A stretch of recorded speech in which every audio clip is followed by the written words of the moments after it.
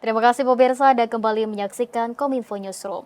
Pemirsa, berdasarkan Undang-Undang Nomor 31 Tahun 1999 junto Undang-Undang Nomor 20 Tahun 2001 tentang pemberantasan tindak pidana korupsi, korupsi ini dibagi menjadi 7 kelompok, diantaranya yakni kerugian keuangan negara, suap menyuap, penggelapan dalam jabatan, kemudian pemerasan, perbuatan curang, benturan kepentingan dalam pengadaan dan gratifikasi. Nah, jenis korupsi yang terakhir yakni gratifikasi ini masih berada di zona abu-abu dan banyak masyarakat yang belum memahami sepenuhnya terkait gratifikasi.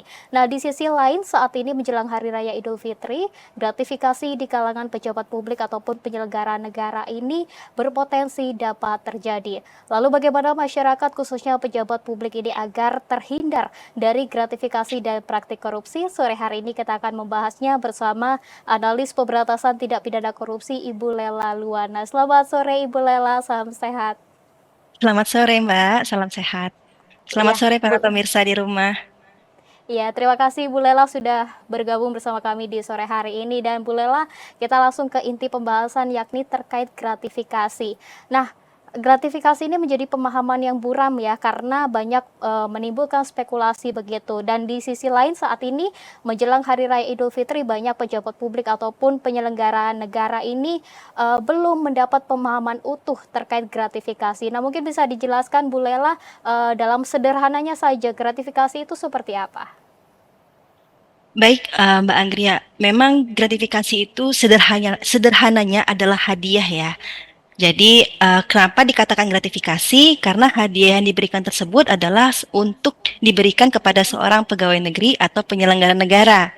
Jadi memang terminologi gratifikasi itu khusus diberikan untuk pegawai negeri atau penyelenggara negara. Namun, jika dikatakan berdasarkan undang-undang, menurut pasal 12B besar Undang-Undang Nomor 20 Tahun 2001 tentang tindak pidana korupsi, gratifikasi adalah pemberian dalam arti luas, bisa berupa uang, barang, tiket perjalanan, fasilitas lainnya. Jadi apapun itu bisa menjadi gratifikasi. Begitu Mbak Anggria. Ya, kemudian yang masuk dalam kategori gratifikasi itu apa saja, Bu Lela?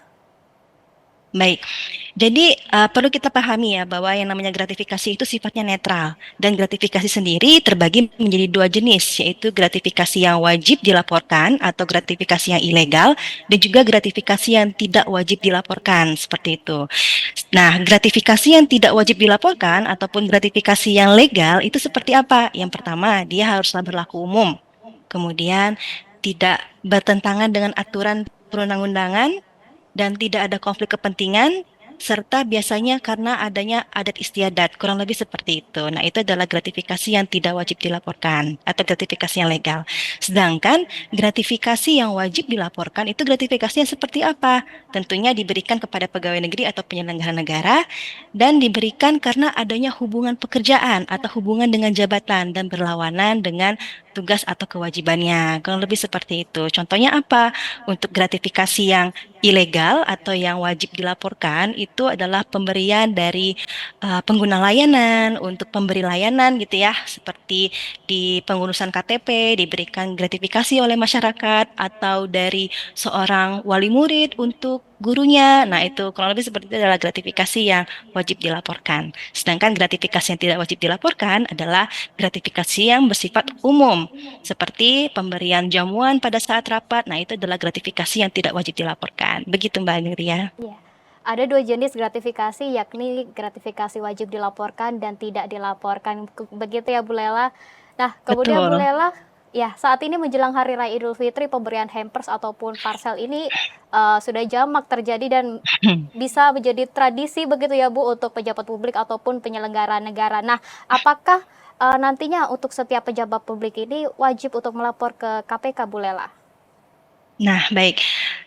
Jadi untuk pada saat-saat seperti ini ya, pada saat sedang marak-maraknya pemberian parcel ataupun hampers, karena kan memang Hari Raya Keagamaan ini merupakan tradisi bagi masyarakat kita untuk menjaga religiulitasnya, kemudian saling berbagi gitu ya untuk silaturahmi. Untuk pemberian hampers atau penerimaan hampers ataupun parcel yang diberikan kepada seorang pegawai negeri atau penyelenggara negara, perlu kita pahami tadi bahwa tidak semua gratifikasi itu wajib dilaporkan. Jika memang pemberian parcel ataupun hampers itu diberikan dari seorang mitra kerja misalkan atau vendor atau pengguna layanan, nah itu adalah gratifikasi yang erat kaitannya dengan konflik kepentingan. Maka hampers tersebut atau parcel tersebut wajib dilaporkan. Namun jika pemberian parcel tersebut diberikan dari seorang teman misalnya yang tidak ada konflik kepentingan dengan pekerjaan, maka itu sah-sah saja untuk diterima. Begitu Mbak Anggria. Ya, tergantung konflik kepentingannya begitu ya Bu Lela. Nah, kemudian Betul. mengapa gratifikasi ini selalu rentan menjadi konflik kepentingan bagi penyelenggara negara? Oke, mungkin kita perlu kembali lagi ya Mbak Anggria ya dengan definisi dari konflik kepentingan itu sendiri. Jadi konflik kepentingan itu adalah situasi di mana seorang pegawai negeri atau penyelenggara negara memiliki suatu kewenangan ya atau kekuasaan dan ia memiliki kepentingan pribadi atas kewenangan yang ia miliki yang mempengaruhi kinerja ataupun pekerjaannya sehingga tidak menjadi baik ya. Itu adalah definisi dari konflik kepentingan. Nah, pemberian gratifikasi erat kaitannya dengan konflik kepentingan. Itu kenapa? Karena satu, penerimaan gratifikasi tersebut bisa saja membawa kepentingan tersamar. Ya, membawa kepentingan tersamar sehingga menimbulkan ingin adanya timbal balik ya antara pemberi dan juga penerima. Dan yang kedua, ia akan mempengaruhi objektivitas dari penerima gratifikasi itu sendiri. Sehingga walaupun terkesan ini kan hadiah biasa ya, ini hanya tanda terima kasih ya, ini sah-sah saja. Namun kita lihat lagi pemberian gratifikasi ini diberikan pasti karena ada kaitannya dengan jabatan yang diemban oleh penerima. Sebagai contoh, Pak Budi adalah seorang pejabat pengadaan ya. Kemudian dia diberikan gratifikasi dari seorang vendor. Padahal Pak Budi sendiri adalah pihak yang memiliki keputusan apakah vendor ini menang tender di tempatnya atau tidak. Nah, jika Pak Budi bukan seorang pejabat pengadaan, apakah ia masih diberikan gratifikasi? Tentu tidak ya. Nah, itu adalah kenapa pemberian gratifikasi ini erat kaitannya dengan konflik kepentingan. Kurang lebih seperti itu Mbak Anggria. Ya Bu Lela, kemudian seharusnya nantinya sikap penyelenggara negara saat menerima pemberian dari seseorang itu seperti apa Bu Lela? Oke, baik. Di sini konteksnya jika pegawai negeri atau penyelenggara negara tersebut diberikan gratifikasi dari pihak yang memiliki konflik Ya. kepentingan dengan beliau ya. Berarti yang pertama, ia haruslah menolak terlebih dahulu.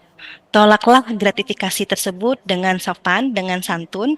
Namun jika tidak dapat ditolak ya, mungkin karena penerimaan atau pemberian gratifikasinya tidak diberikan secara langsung, atau mungkin jika ditolak maka akan terjadi keributan atau akan merusak hubungan pekerjaan seperti itu, maka silakan diterima untuk kemudian dilaporkan ke KPK atau melalui unit pengendalian gratifikasi di instansinya. Jadi jangan lupa untuk dilaporkan. Begitu Mbak Anggria. Ya. Nah, jika penerima gratifikasi itu tidak melaporkan ke KPK, namun ia mengetahui bahwa pemberian itu merupakan gratifikasi, apakah ada sanksi sendirinya, Mbak Bu Lela? Baik, untuk sanksi bagi seseorang yang menerima gratifikasi ilegal ya, kemudian dia tidak melaporkan, maka menurut pasal 12B besar ayat 2 Undang-Undang Nomor 20 Tahun 2001, pidana bagi pegawai negeri atau penyelenggara negara yang terbukti menerima gratifikasi ilegal dan tidak dilaporkan adalah pidana penjara paling singkat 4 tahun, paling lama 20 tahun atau seumur hidup. Sedangkan untuk pidana denda paling sedikit 200 juta dan paling banyak adalah 1 miliar. Namun, ancaman pidana ini dapat gugur jika pegawai negeri atau penyelenggara negara tersebut melaporkan ke KPK dalam jangka waktu 30 hari kerja dari sejak tanggal penerimaan terjadi. Begitu Mbak Anggria. Nah, kemudian apakah ada perlindungan bagi pelapor gratifikasi, Bu Lela? Oke, jadi untuk perlindungan ya, KPK di sini menjamin identitas kerahasiaan pelapor gratifikasi, apalagi jika pelapor tersebut melaporkan gratifikasi dengan metode pribadi dan rahasia. Begitu. Namun untuk perlindungan pelapor, dalam hal ini mungkin perlindungan pekerjaannya, di sini kami mendorong instansi untuk membuat aturan internal untuk menjamin perlindungan pelapor ya agar untuk proses SDM pelapor pelapor tersebut dari proses mutasinya ataupun promosinya itu tetap dijalankan secara keadilan dan profesional. Begitu Mbak Anggria. Ya, ada aturan internal untuk menjamin identitas pelapor ya Bu Lela. Betul sekali. Ya, ya kemudian untuk melaporkan hal itu, apakah bisa dilaporkan secara online atau dari KPK sendiri memang sudah menyediakan aplikasi khusus untuk laporan gratifikasi Bu Lela? Oke, jadi untuk melaporkan gratifikasi itu sendiri, Mbak Anggria, kita bisa yang pertama melaporkan langsung ke KPK melalui aplikasi gratifikasi online yang dapat di-download di Apple Store seperti itu atau di Google Play dengan kata kunci Gol KPK. Nah, atau juga dapat melalui website di gol.kpk.go.id. Ini jika pelapor tersebut ingin melaporkan gratifikasi secara langsung gitu ya ke KPK. Namun jika pelapor merasa kan ada rasa tidak enak gitu untuk melaporkan secara langsung, biasanya juga di dalam instansi ada yang namanya unit pengendalian gratifikasi. Nah, dari pelapor tersendiri dapat melaporkan gratifikasi kepada UPG untuk kemudian diteruskan ke KPK melalui aplikasi Gol. Begitu Mbak Anggria. Ya, terakhir Bu Lela, bagaimana cara meminimalisir agar tidak terjadi gratifikasi begitu di lingkungan penyelenggara negara? Oke, baik. Yang pertama adalah tentu kita harus ada komitmen ya, komitmen dari pimpinan. Kita harus membangun dulu komitmen dari pimpinan untuk menjalankan yang namanya program pengendalian gratifikasi.